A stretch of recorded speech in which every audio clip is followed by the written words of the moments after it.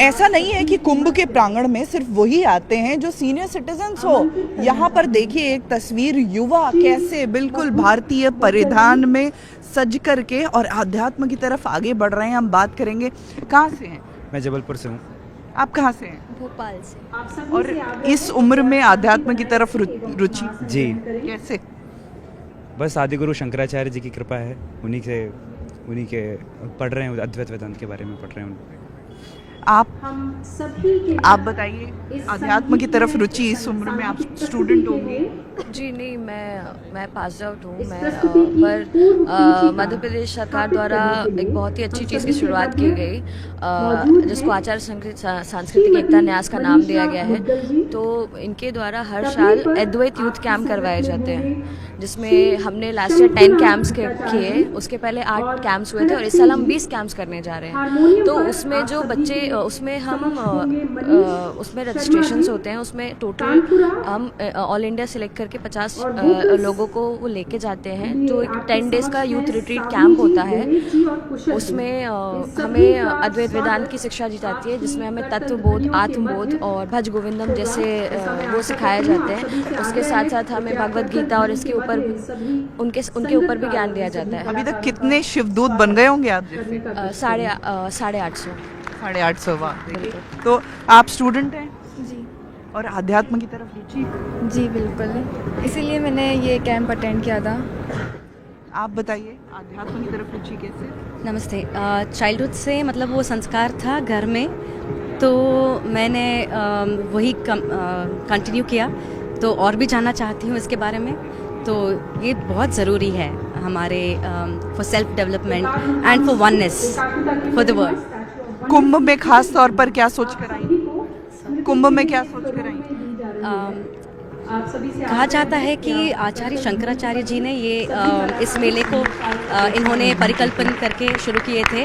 तो जब उन्होंने ये तो किया है, यहाँ आके इस तीर्थ क्षेत्र में हम आए हैं, तो बहुत आई एम फीलिंग ब्लेस्ड। आप क्या कहना चाहेंगे? जी मैम, मेरा नाम सुभाष चंद्र शर्मा है। मेरा तो विषय, जो शोध का विषय रहा है ना, रिसर्च का, वो भी अद्वैत पीएचडी के स्टूडेंट हैं? अद्वैत वेदांत मेरा रिसर्च का विषय रहा है और न्यास से मैं 2023 से जुड़ा हुआ हूँ। और यहाँ आकर के ऐसा लग रहा है कि मेरा जो रिसर्च का काम है ना, वो बहुत अच्छे से, आसानी से हो गया। इसके साथ साथ जो अनुभूति हो रही है न्यास की तरफ से, तो न्यास का एक बहुत अच्छा सहयोग मेरे प्रति रहा है। Thank you madam. देखिए, यहाँ पर जो युवा हैं, हम इनसे भी बात करेंगे। आप तो बिल्कुल ढोलक वोलक लेकर के एक लाइन सुना देंगे, बस एक लाइन। बिल्कुल।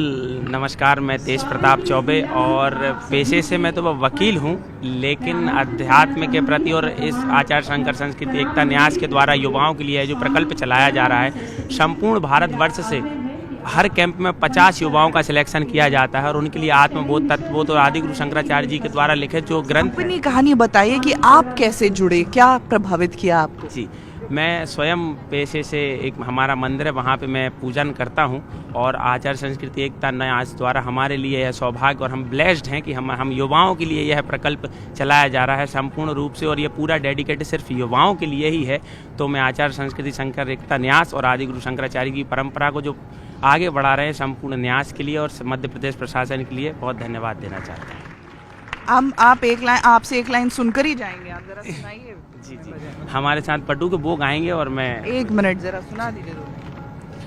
न भूमिर्न तोयन्न तेजो न वायु न खन्नेन्द्रियं वा न तेषां समूहः अनैकान्तिकत्वात् सुषुप्त्यैकसिद्धः तदेको वसिष्ठः शिवः केवलोऽहम् तदेको वसिष्ठः शिवः केवलोऽहम्। क्या गाया, क्या अर्थ है, समझाइए जरा। ये 10 श्लोकी भगवान शंकराचार्य रचित हैं, तो इसका पारायण करा जाता है। उम्र कितनी है आपकी? मेरी उम्र 16 साल। अभी तो स्कूल में होंगे? नहीं, गुरुकुल में अध्ययन करते हैं, श्री श्री वैदिक गुरुकुलम ओंकारेश्वर, दी आर्ट ऑफ लिविंग।